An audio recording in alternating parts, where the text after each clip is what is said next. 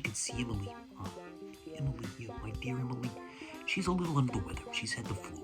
She has the flu right now, actually. Influenza A, they call it. She's on the mend, but she's still spending a lot of time sleeping. And so I'm gonna be a little quiet. I gotta keep her over here because the doctor says I need to keep an eye on her. But don't worry, she's not gonna hear anything. She's out like a lamp. She's heavily medicated. She'll be okay. Okay, hon?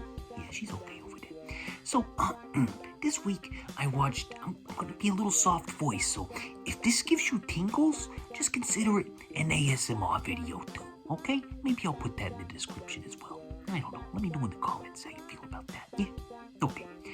Guillermo del Toro's, did I say that right? Guillermo del Toro's Frankenstein. Okay? This is on Netflix. Just showed up a couple weeks ago. And, it's popular on the old letterbox. And I like del Toro's previous films, so I decided to give it a go. I like the Frankenstein monster. And here's what I'm going to say. Okay? Here's what I'm going to say. I know it's getting some rave reviews from the Del Toro fans out there. Okay, so I want to be easy. I want to be considerate of your opinions. I want to make sure that I don't offend anyone. But I gotta tell you, I think it's a little uneven. Yeah, I think it's a little uneven. Let me tell you how. Okay, so you got the Frankenstein story. Everybody knows this. You've seen it a billion times. Yeah, you've seen it in other movies too. Some people say RoboCop is a Frankenstein story. You got the scientist. You got the taking a dead man and bringing him back to life. So that's what we're dealing with here. We're dealing with the Oh God, that's my daughter. I'm sorry, that's Lucy. She's got the flu also, as you can probably tell. She still has a lot of energy when she's sick. So if you hear her up there, don't worry about that. She's not gonna bother us too much. But Emily over there, she can't hear anything. She's out like a lamp. She's like a tomato. She's a comatose. So where was it? She's like the monster in Frankenstein. Maybe I can get some electricity up in here and hook her up to a battery. You gotta go into the back though. With these things, you gotta go in through the back to access the front. You know what I'm saying? They explain it all in the movie. So yeah, you got Victor Frankenstein. He's had a rough childhood. He loved his mommy, and his dad was abusive. Training him on the medical field, and if he'd get questions wrong, he'd slice his face and whatnot. So Victor loses his mommy at a young age, and that makes him. That plants the seed for. I want to use my anatomical knowledge of the insides to bring life back to the dead. Because maybe he's thinking that, he wouldn't have to lose people like his mommy anymore because he can just bring them back to life. That's the genesis of the idea here. So Frankenstein is played, the monster, the Frankenstein, the doctor is played by Oscar Isaac. He's a great actor. I love him. Every time he shows up, I love him. He's doing a thick, English gentleman accent, like an old-timey, hammy type of deal, and it works for the movie. I don't have a problem with that. Christoph Waltz is in this also. He plays what do you call it, a financier type, who's convinced of Dr.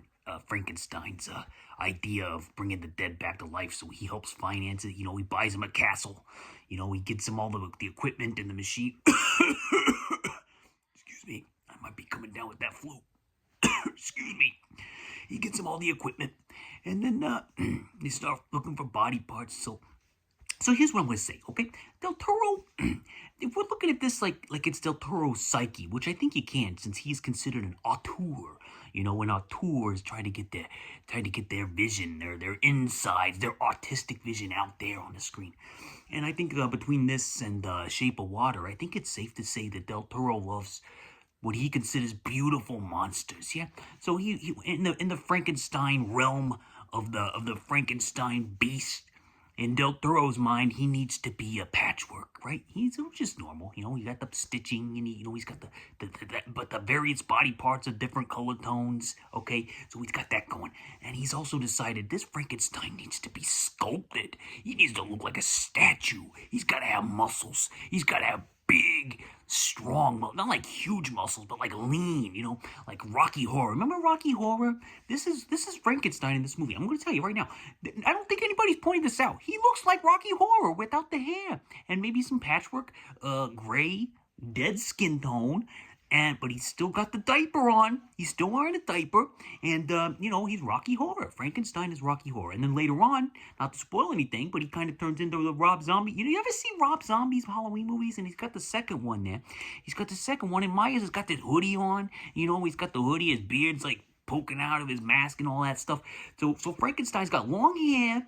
He starts off bald, but he's got long hair, and then he gets the hoodie later on, so he looks like a cross between like a Rocky Horror from the Rocky Horror Picture Show and Rob Zombie's Halloween 2, Michael Myers with the hoodie. Got together and had a baby. Out would come this Del Toro Frankenstein, yeah? And I think that's an accurate description, okay? And his face is not the traditional Frankenstein face, like you think of the Boris Karloff. You may even think of Bobby De Niro in that 1995 one. I can't remember who did that one. Was it Branagh? Was that Kenneth Branagh? Anyway, you might think of that. So he's supposed to be like a hideous creature, right? Well, in Del Toro's mind, he's beautiful. He's basically fetishized, I must say. You can kind of tell that Del Toro's he's behind the scenes. He's giving him that male gaze. You know what I mean? He's giving him that male gaze. He's like looking at his patchwork muscles rippling under that baby oil, and he's saying, "Oh, isn't this monster so beautiful and misunderstood? And he's got to be loved. He's got to find love, this monster."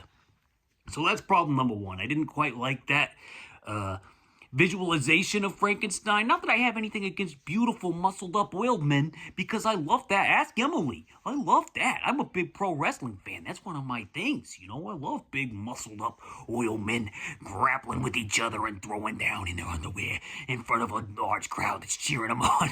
Oh, yeah, that gets me going. No, it's not like that. It's not like that. I like the women, too. I like the women wrestlers. I actually prefer women's wrestling because I just think they're better nowadays. I'm so tired of seeing the other stuff. But anyway, we're getting off track. We're getting off track. Anyway, what was I saying? Oh yeah, there's a character arc here. I'm gonna spoil this, okay? Because it's Frankenstein. You've seen it. You know what happens in this damn thing. You've seen it a billion times. It's not breaking new ground, okay? Maybe there's some thematic elements that are gonna be here. I'll get into this later, but they're gonna hammer you over the head with it. But you've seen it a billion times, and here's what I'm gonna say: the arc of Victor Frankenstein doesn't work. It just flat out doesn't work. And let me tell you why. Because the tone of the character. Like, I don't believe him. Like, I believe that he wants to bring the body back to life, right? I believe that he's in love with the Mia Goth character, where I've neglected to mention because I'm a terrible plot summarist.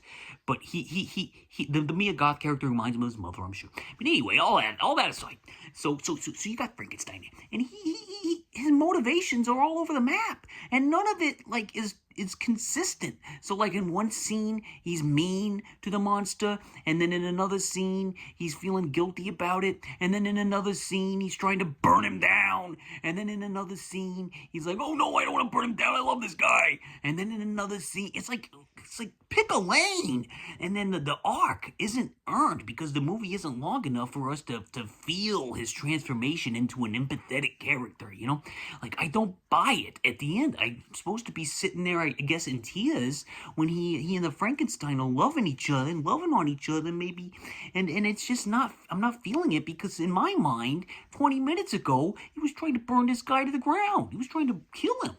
And it didn't feel earned at all. So there was a problem with the characterizations and the storytelling, yeah?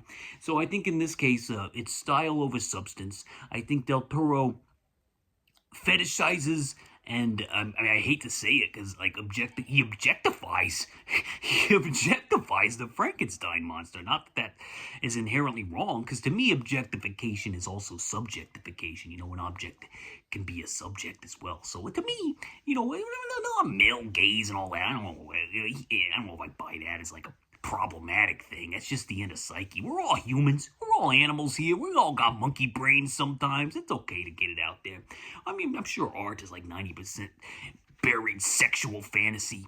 And I think that's what's happened here. I think Del Toro was getting a little too big for his britches when he was writing this and directing it. And he was like, I gotta get my Rocky Horror up there. Gotta get him all glistened up. And I gotta feel this beauty, this bad boy, this pretty bad boy with the bad boy face, and has got to find his daddy, and they got to love each other. They got to find the love, And, I don't know. Didn't work. Didn't work. Oh yeah, is Frankenstein monster? Is he Superman too? Because he can like lift an entire ship. Is he throwing guys around like the Hulk? I don't know. I didn't get these characterizations at all. I'm sorry. I'm sorry. It wasn't feeling like Frankenstein to me. To me, it felt like some sort of weird superhero character study that didn't work like at all.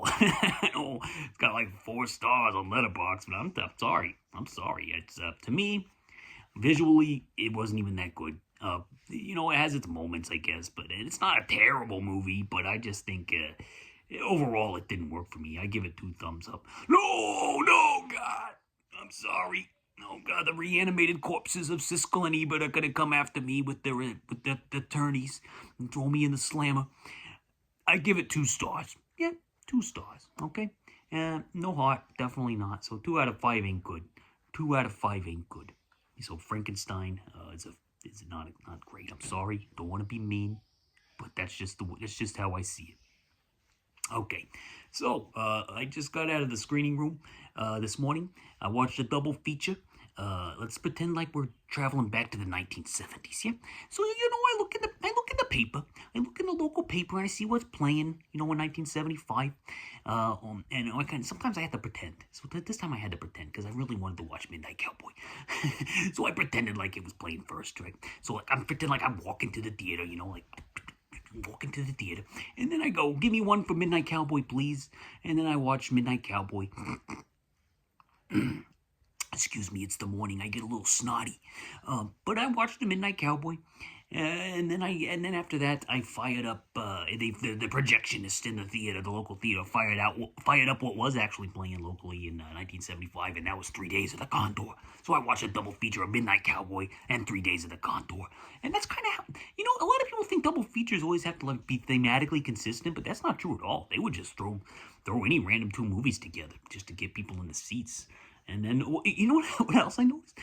In the 70s, like, there was one full page of just, like, adult movies playing locally. And I was like, where did this come from? It's like, Schoolgirl Rejects. And it's like, Schoolgirl Rejects 75. And like, who's seeing this? You gotta go out to the theater and watch this stuff? My God, could you imagine? What kind of caveman days was this? But I love it. I love the ads. I love just looking at how people had to get the rocks going in the 1970s, back in the olden days before everything was just in your face and you had so many choices that you didn't even know what to do with yourself. But Midnight Cowboy, let me just tell you this right here. Here's what you need to know about Midnight Cowboy, okay? It's a perfect movie. Perfect. 5 thumbs up, heart. If you've never seen it, my God, what the hell are you doing with your life? There's a perfect movie out there. There's many of them, but this is one of them. This is a perfect top 20 Jeremy all-time classic. Jon Voight, Dustin Hoffman, John Schlesinger's Midnight Cowboy. Okay, it's about a guy. Yeah, Joe Buck. He's a cowboy. It's about Joe Buck. He's a cowboy. Okay, okay. Shh. Shh, Lucy. Okay, anyway, he lives in Texas, okay? He's had a rough past with his grandma and her boyfriend and his crazy Annie, his high school sweetheart. Some shenanigans went down. It's never actually clear what exactly went down, but some stuff went down, and you see flashes of it throughout the entire movie. So this has had a big effect on Joe. It's affected how he looks at sexuality. It's affected how he looks at life, but he's kind of stupid, too. So Jon Voight was the perfect actor to play this, by the way. I don't even think he's acting. I think this is how he really is, judging on his recent last 10 years here. I think this Joe Buck and Jon Voight are one and the same. But anyway, Dustin Hoffman's in this. Joe Buck. Hey, thanks, Joe Buck, the cowboy. He goes up to New York. Yeah, he goes up to New York and he wants to, charge women to sleep with him. I guess he's got a hammer down there or something, and he's going to charge him for it. He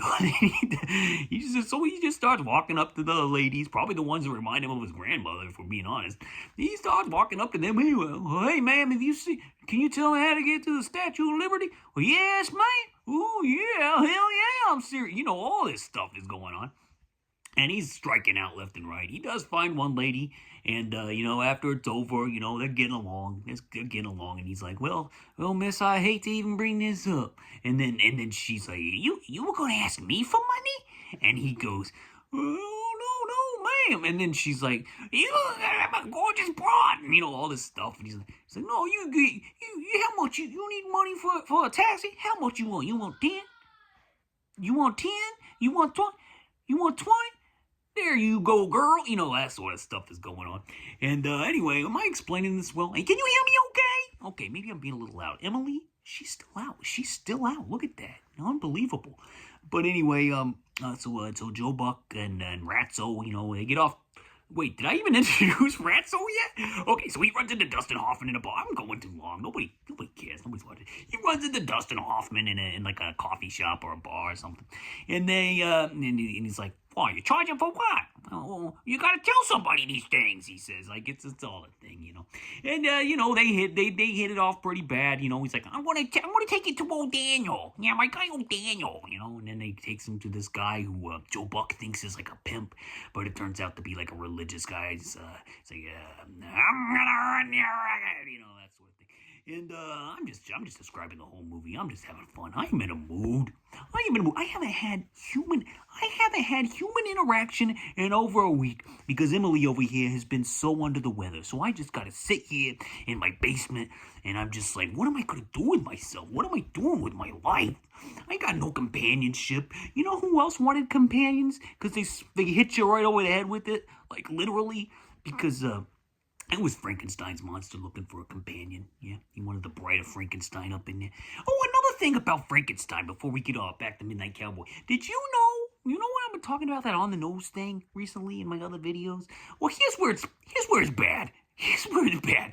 There's no subtlety in that Frankenstein movie at all.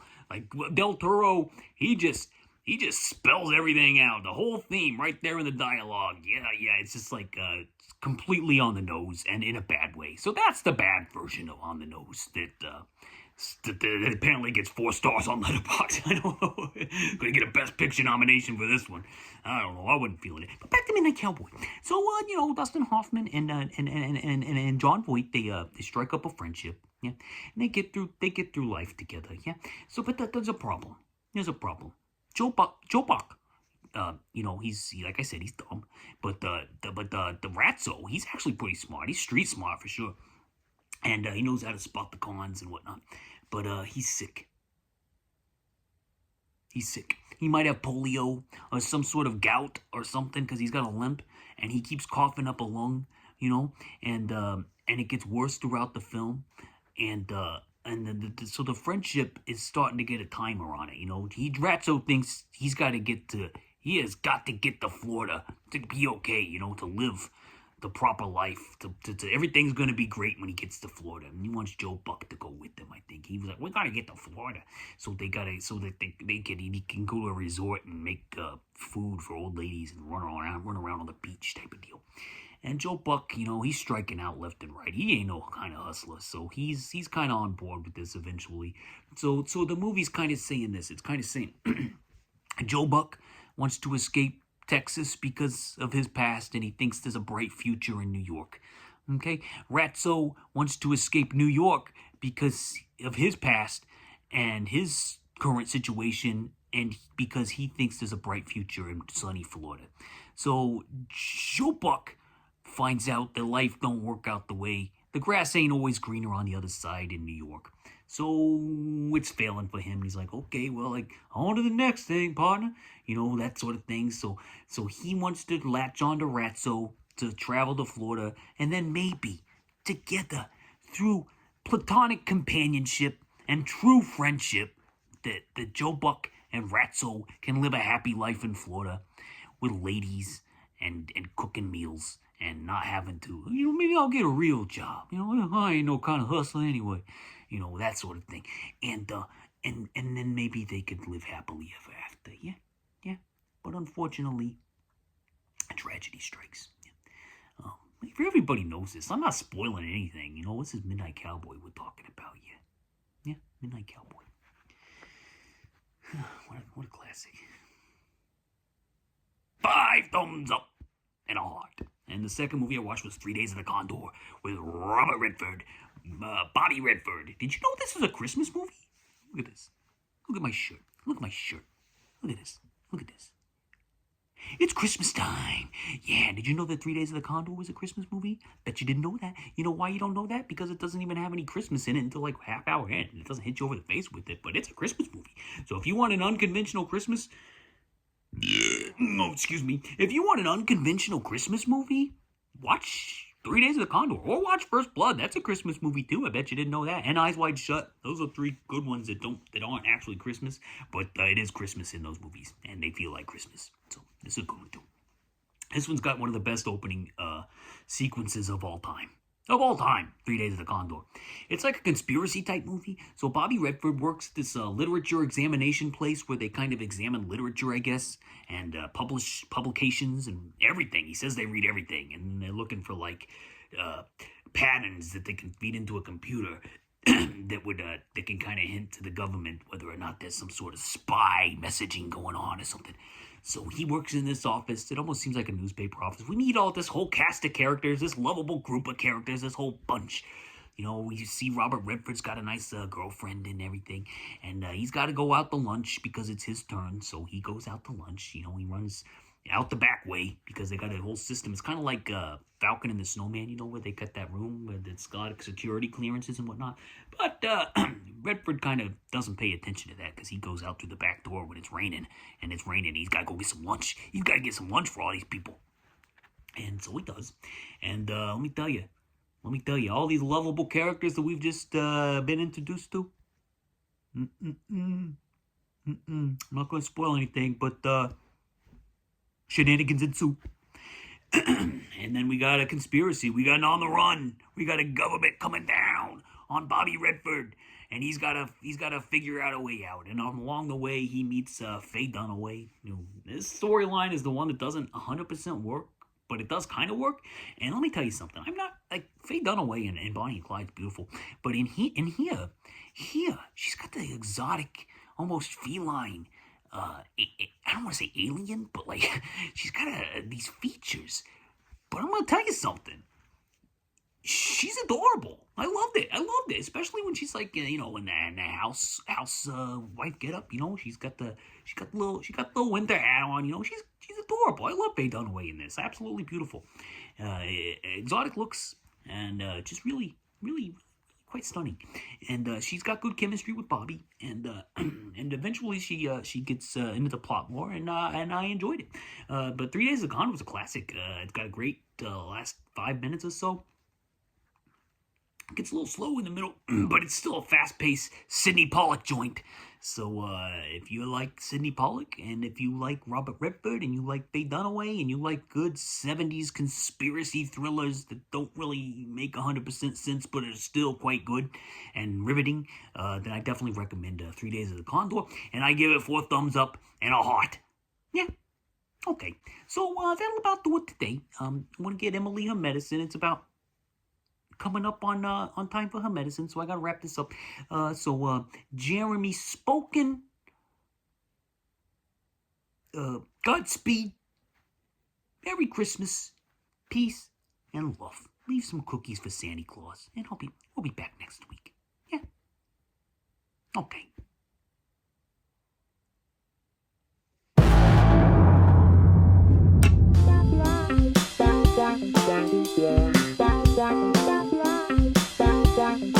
Yeah.